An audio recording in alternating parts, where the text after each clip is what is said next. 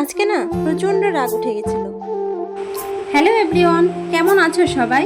আশা করছি সবাই ভালো আছো। আমিও ভালো আছি, কিন্তু একটু রেগে আছি।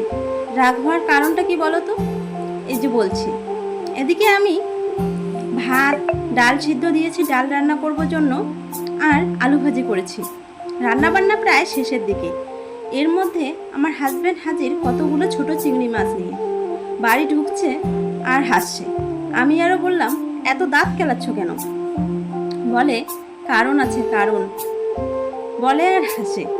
তারপর আমি প্যাকেট খুলে দেখি ছোট ছোট চিংড়ি মাছ কতগুলো, একদম ছোট ছোট। এগুলো কাটতে হবে জন্যে তার নাকি হাসি পাচ্ছে।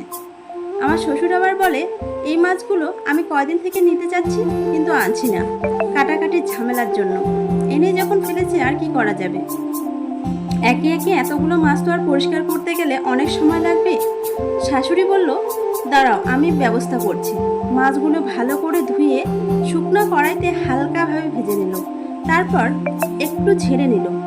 সব দাড়িগুলো পরিষ্কার হয়ে গেল খুব সহজে।